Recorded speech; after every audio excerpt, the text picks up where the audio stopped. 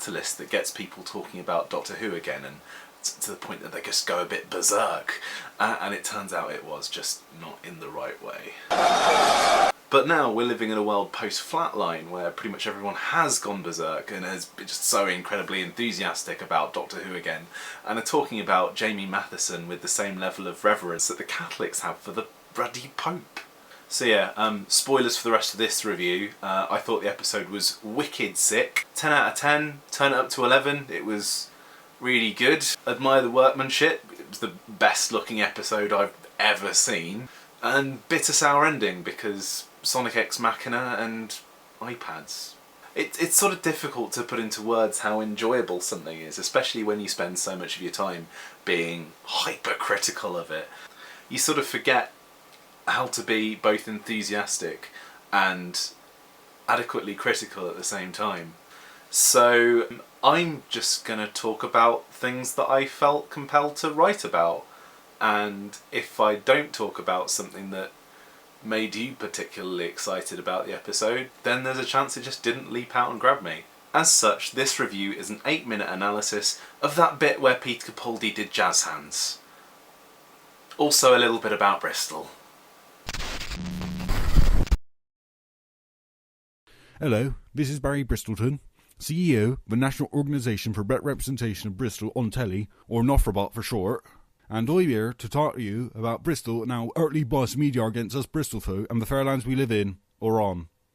Or stuff like that. Yeah, the following is a list of true facts about Bristol. Number the first, Bristol is a centre of animation, art and culture, Matt. And we're probably a lot more cultured than those fancy pants arses in London or something. Like, here's an example. Do they make Wallace and Gromit in London? No. No, they don't. This means we generally love graffiti, Matt, because it's well cultured. Maxie's probably from Bristol, Matt. Like, in fact, I know he is from Bristol, because I used to know his mum. If you're watching this, Banksy, here's looking at you, Stephen. Oh dear, I said his name. Cut that bit out, cut that bit out.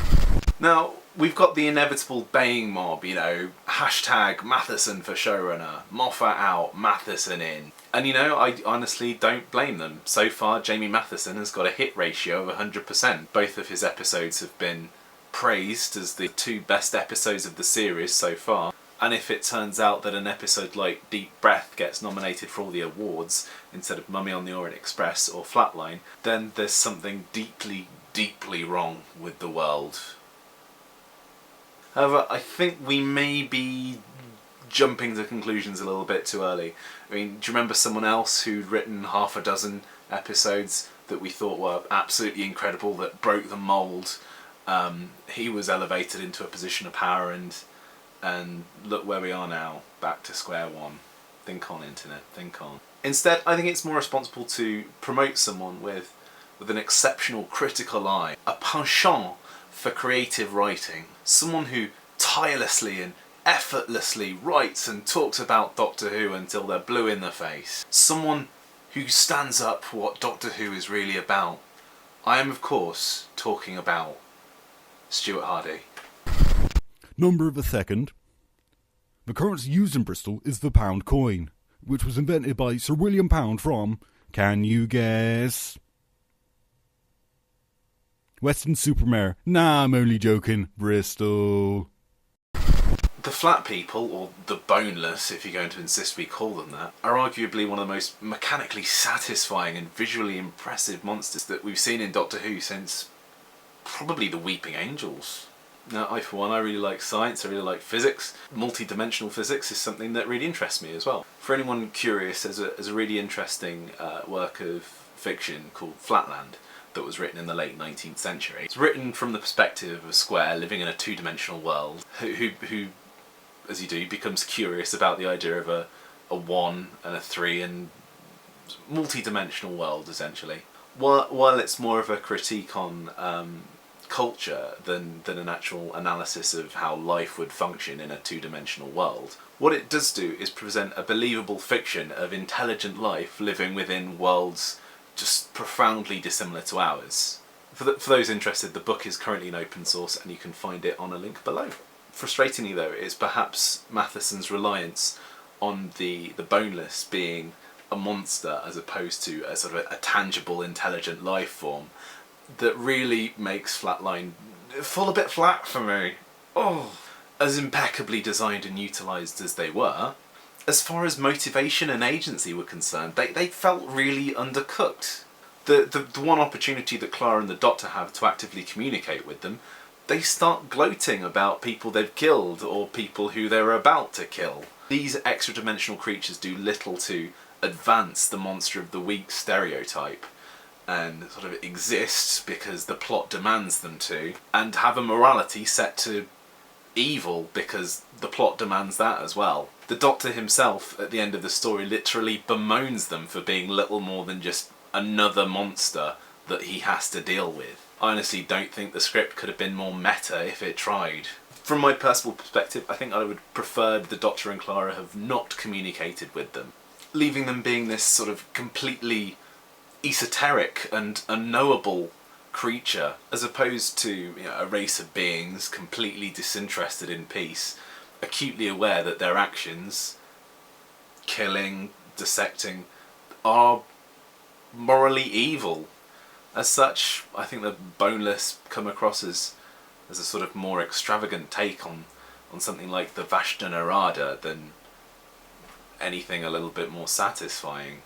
I'd really like to see Mathieson revisit them at some point, assuming that, our prayers are answered and he comes back to write more for the series. If only just to have the opportunity to flesh them out a little bit more. Flaws aside, I think there's still a lot of potential there to develop them into something a lot more interesting and a little bit more advanced than just the most interesting monster of the week we've had in recent memory. Fact number the third. Britain is named after Bristol because Bristol's just so ruddy inspirational. Like, every time I go down to the docks I start crying. I'm just so inspired. Yeah. Seldom do we ever really talk about visual effects in Doctor Who, unless it's the title sequence, which will forever be the object of much derision and scrutiny, purely for the fact that it has to improve on this perfection.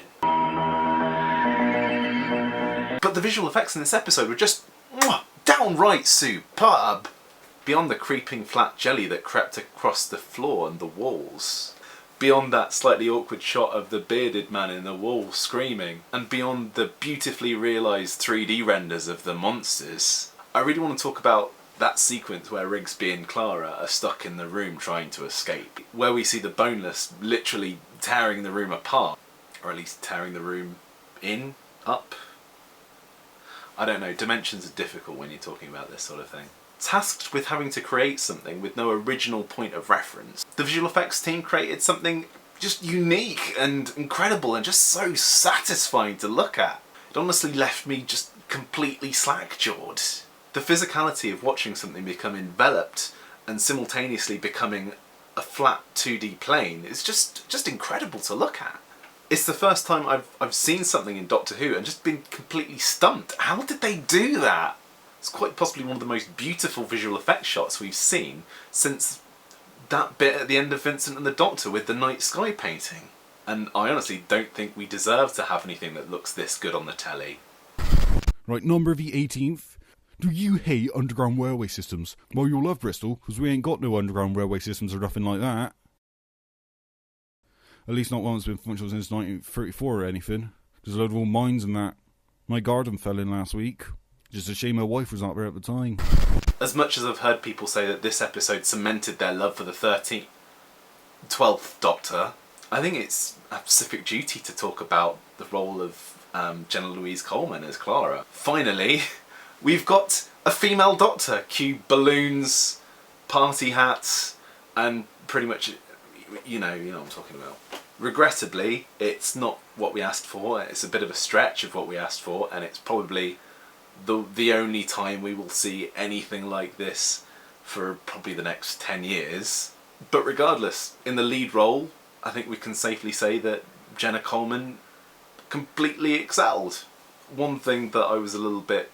It was something more wrong with the script, I think, was that in taking the reins of the Doctor, you saw the character of Clara start doing these mental gymnastics, thinking 8 steps ahead of everyone else. The bit in particular where she formulates a plan to restore the TARDIS, I thought was a little bit of a push.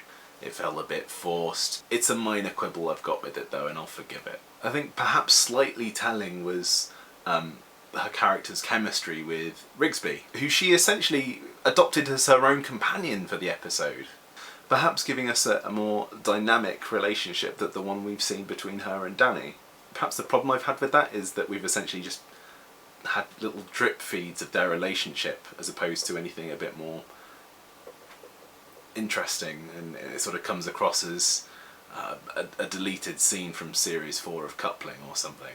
But I don't know, it's left me wanting more, and I really look forward to seeing a little bit more sort of screen time between Jenna and Sam, because I don't know, as much as I'm really enjoying Jenna as a companion now, I think maybe one of the weakest aspects of her character is that relationship with Danny. Number the 24th. Bristol accent is a totally beautiful thing, and the thicker your accent is, the less evil you generally are. This is completely at odds with the media. Constantly portray Bristolians and people from the West Country in in Wiltshire and Bath and Gloucestershire, farmers and stuff. They portray them as being vicious pirates and evil people who don't like graffiti people or nothing. Oh, I love graffiti people. My best mate's a graffiti person. So hopefully, after the scares we've had in the last few weeks, I Am the Doctor is now a thing of the past. We'll never have to hear it again. We're completely safe. No worries whatsoever. My one tiny little problem, though, is we now seem to have this brand new Doctor theme that just is being played constantly, on and on, multiple times throughout an episode, no matter what's happening. I mean, in this episode it felt a little bit like when we see the inevitable soundtrack release, the Flatline suite will essentially be I Am the 12th Doctor on loop, with a few little bits sort of put in there to sort of spice it up a bit, Having said that, as often as we bemoan the compositions, the layering, and just the level of pomposity that the soundtrack seems to have, often just completely over and underplaying scenes or just being too loud, I really want to laud and praise one scene in particular, which is quite possibly the best scene I've seen in Doctor Who ever, the one that elicited this reaction from me, and one that made me Google best Doctor Who scenes just to check and see if there's ever been anything as incredible as this happen in the show, just because my memory doesn't work very well.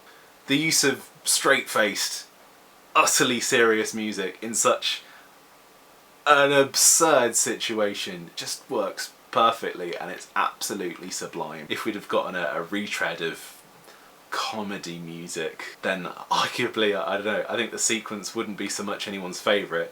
It would have just fallen into a black hole of farce. What can we say about this though? Unassuming episode makes really good. Based on how little I was looking forward to this episode last week, and it now being one of the best episodes of Doctor Who ever, I can only assume that my apathy for next week's episode, having seen the trailer, can only mean that it's going to be one of the most important works of fiction in the 21st century. Maybe. The focus is once more on whether or not the Doctor is a good man, and if 2,000 years of time and space have finally caught up on him. The Doctor rarely asks people to join the TARDIS, so perhaps we'll see Perkins again. Hey, you missed a spot.